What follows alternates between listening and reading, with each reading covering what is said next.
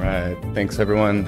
So I'm going to speak a little bit about kind of a process for evaluating adaptation, in particular kind of asking the question, what if? And it's a scenario-based approach to really improve our understanding of sea level rise and incremental adaptation options. So some of the initial vulnerability models have the potential to be misinterpreted, and we really need additional detail. And the Cosmos presentation was great, and the modeling that has been done to date and the vulnerability are valuable. But we also want to look at additional detail to really understand the impacts, the risk, and plan for adaptation. So something that jumped out in the news is in the Time Standards. But the headline was, "It's time to start planning for sea level rise," says Humboldt County Grand Jury. Absolutely, everybody agrees with that. But the items that were selected out of this, it was that there are 9.6 miles of municipal transmission lines, 30 electrical transmission towers. And I paused at those two because we have water lines that go underneath the bay. I live in Manila, it's a wet area. And we have water lines that are kind of in groundwater areas or kind of seasonally high groundwater areas. And are those really damaged and are they impacted? It might make things difficult to access, but is it really an impact? And I think we need to ask that question. The electrical transmission towers, if you go through Google Earth, you can see that there's catwalks out to there and there's high ground that kind of to access them. So is it an impact? I mean, another part was a contaminated site. Absolutely, those could be impacted by sea level rise, but we want to understand what is an impact and ask that question as we start to evaluate adaptation measures. Some of the initial modeling has done a great job of identifying low-lying lands, very detailed models of the bay, and then those water levels projected over the landscape. And as you saw in the previous presentations, those water levels and where they could extend to. And then infrastructure that lies within those lands. So it's an initial kind of a vulnerability assessment of where do we need to look at and where do we need to understand more detail. But then we can start to take those water levels. We've been using and working with Northern Hydrology and Engineering and with the county and City of Eureka and City of Arcata, but then looking at taking those water levels and those tidal signatures and then modeling those as they travel over the landscape, similar to what Cosmos is doing as well. But the footprint changes when you start to incorporate the landscape or the land forms and how that flows over the land, and then you can kind of get a better sense of the depth and the duration of that flooding. So does that flooding look, I mean, we live in Humboldt, right? It's really wet. Sometimes some of these sea level rise scenarios or the lower levels, it'll look like a very wet winter. Or do we start to see the initiation of impacts? So some water coming over levees or dikes, but maybe that could be addressed with some increased maintenance. Or are we looking at something, as a larger storm event where our roadways are flooded and there are certainly more impacts? So the scenario-based planning approach explores a range of plausible future conditions to really provide this what-if decision support tool. This fits within an adaptive pathways framework where we structure the problem, we explore solutions, we appraise those solutions, we implement solutions, and then we start the cycle over again. The objectives of this are to improve our understanding of tidal dynamics, flood events, and sea level rise, explore thresholds and tipping points, really understand and characterize risk, and then that helps us identify management actions and inform adaptation projects. We've kind of taken an approach to look at peak water levels. So in a tidal cycle, what's the peak water level? I always get confused when you make the statement of, with 2 feet of sea level rise, it looks like this. 2 feet of sea level rise on top of what datum?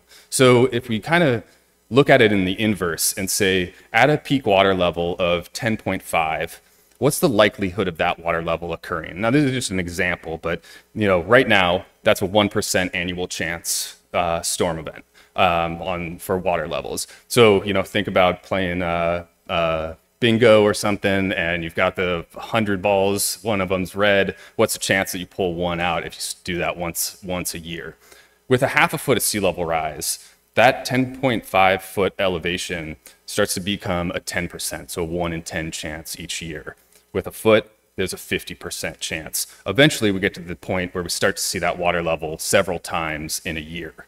And then what also can contribute to that water level? It's not just the tides. You start to get wind events that could come in. That changes kind of the likelihood or the probability. So all the forcings that they talked about in Cosmos, there's multiple ways to get to these different water levels. But let's look at maybe the water level, and then we can kind of back into the likelihood and then ask the question, are we all right with that? A good example, there's another headline that I saw, was sea level rise for Savannah and Tybee Island in Georgia. The headline or the description was flooding of the roadway now occurs about 10 times a year, up from an average of just 5 or fewer times some 40 years ago. So 5 or fewer times seem to be okay or manageable.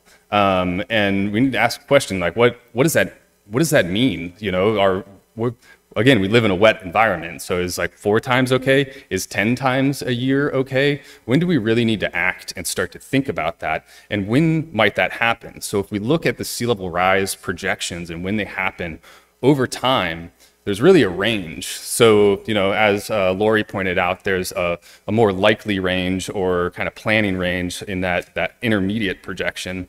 So if you're looking at that foot of sea level rise, or, you know, kind of looking at that 10.5 water surface elevation, you're kind of backing into, all right, well, you know, we've got infrastructure and we can live with a foot of sea level rise. When's that going to occur? Sometime maybe between 2040 and 2060. When's 2 feet of sea level rise going to occur? Sometime between 2055 and 2100. So we want to think about the lifespan of our infrastructure and how what the landscape will look like and how we can plan for the sea level rise. We really need to understand the tidal dynamics, what it looks like over time, going from maybe calm conditions to the wind picking up, some overtopping to flooding, but then we come back to maybe more calm conditions, but understand what happens over time and really understand the story and what that looks on the landscape over time as well.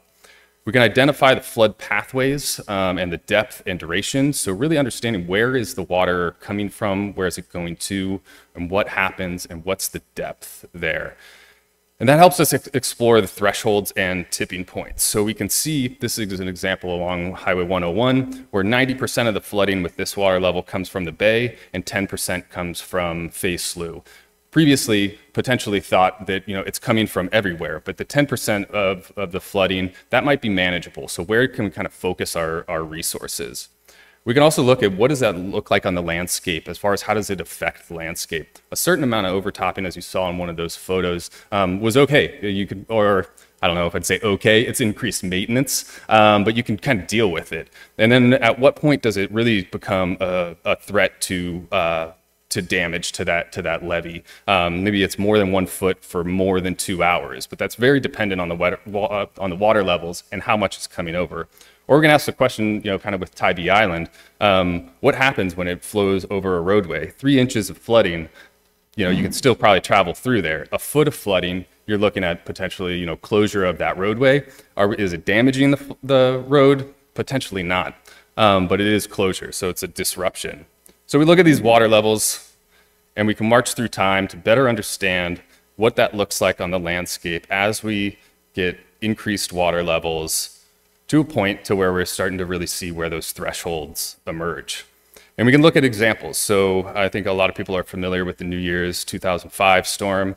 It was a 9.5 tide, 50-year wind event, resulting in about 10.3 foot water surface elevation and waves that came over onto the highway. The consequences, it went from, you know, dangerous conditions on the southbound lane. I'll also point out in this photo that the northbound lane did still remain open, but there was eventual closure of the highway. That was maybe 6 hours long from what I understand, but there wasn't notable flood damage. We looked at Caltrans reports and there was a lot of debris cleanup, but not necessarily damage. So we didn't lose the roadway. So there's some resilience to that roadway. And it was, you know, a duration of time that was inaccessible.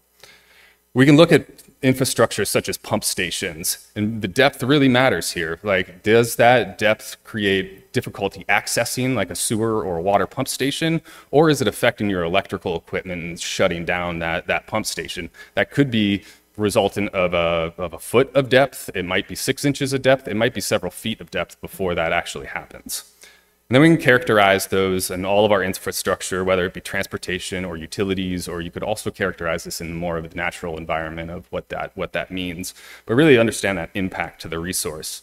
And then you can characterize risk, looking at that likelihood and then the consequence, but really defining the consequence is where it comes quite challenging, right? What exactly is an impact? We originally, kind of embarked on some of our studies thinking a foot of flooding over a roadway is going to damage the roadway. But I think, on Stromberg in Arcata with the flooding there, that was probably about a foot in some of the rainstorms, but then that did go down and didn't necessarily damage.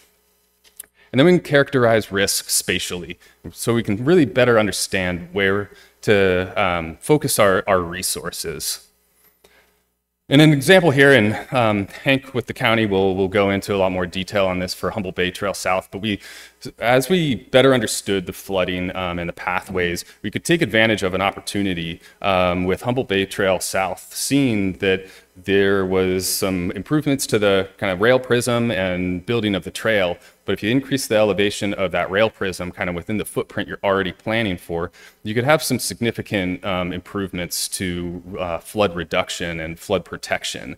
And then from there, you could start to look at wind waves and then restore the previous existing salt marsh there, which Jeremy Savella will be presenting on, to reduce that wind wave attack and really take advantage of these opportunities and then create these multi-benefit projects if we really understand the hydraulics and the risk to our infrastructure. And so we can see the kind of flood reduction with a water level here, but again, Hank will be going into that. I don't want to steal any thunder there. So then we can also look at, ways where is there room to retreat? Where do we have infrastructure right on the shoreline? And we can start to pull that infrastructure back. So this is an example from City of Eureka, where we're seeing that some of those utility lines that are right along the shoreline, we could pull those back and then maybe create like a utility corridor. But we really need to understand the hydraulics and the impacts to the infrastructure so that we can start to inform our adaptation projects and take advantage of these opportunities and create multi-benefit projects. So this fits within the adaptive pathways framework, where we structure the problem, explore solutions, appraise the solutions, implement them, and then we're always monitoring and going through the cycle. We really need to understand and I think convey the tidal dynamics of the flood events and sea level rise. What does that look like over time? And really understand the likelihood and kind of based on a specific water surface elevation and then the projected sea level rise. We can identify thresholds and tipping points so we can better understand risk. And then we can identify management actions and inform design objectives for adaptation projects.